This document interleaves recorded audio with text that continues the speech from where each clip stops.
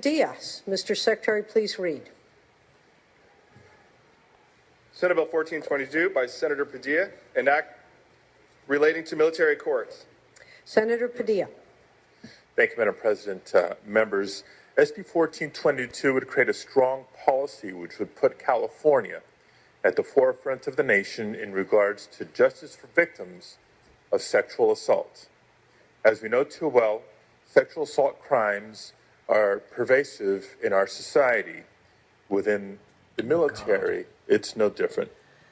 The most recent Sexual Assault Prevention and Response Annual Report from the Department of Defense estimates that 26,000 service members experienced unwanted sexual contact in the year 2012. Those numbers are up from 19,000 in the year 2010.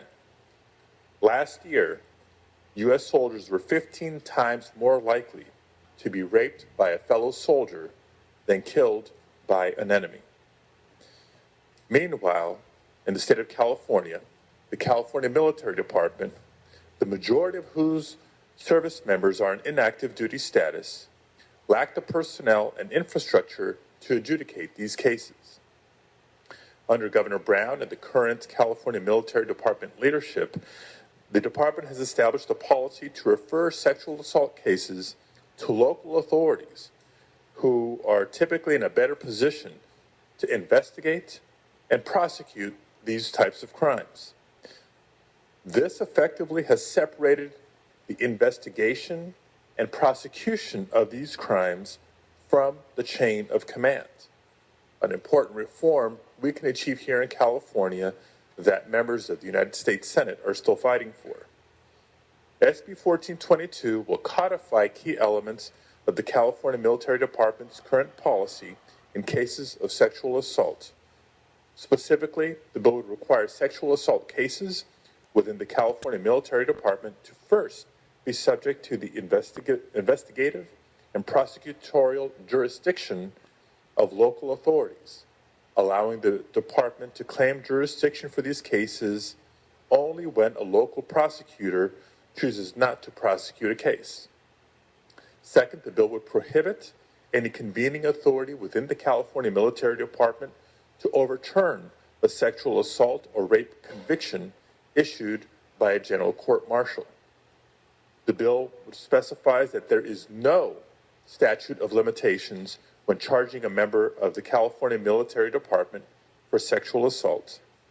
The bill would require the California Military Department to provide an annual report to the governor and to the legislature regarding the numbers and resolution of sexual assault cases. The bill would also establish an official tracking protocol for these cases by requiring the department to provide to the legislature the amount of sexual cases reported on an annual basis. Colleagues, we're all too familiar with the issue. We've heard all too much about it at the national level as it pertains to the armed forces and the Department of Defense. With this bill, we have the opportunity again to demonstrate leadership. At a minimum, improve justice and access to justice for victims of sexual assault cases within the California Military Department. And in so doing, we hope with favorable consideration by the Assembly and a signature by the governor to serve as a model for other states to follow for their state military personnel and for our nation's leaders sooner rather than later. I want to end by asking for your aye vote and thanking Senator Nielsen, who supported this measure in committee, allowing this bill to come to the floor of the Senate with bipartisan support till this point. Thank you very much, Madam President. Thank you, Senator Padilla. Is there any debate or discussion on this item? Any debate or discussion? Seeing and hearing none, is there any objection to substituting a unanimous roll call on this bill? On this resolution? Seeing none?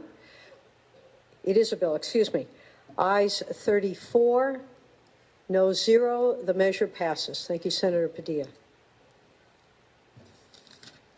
Item 44.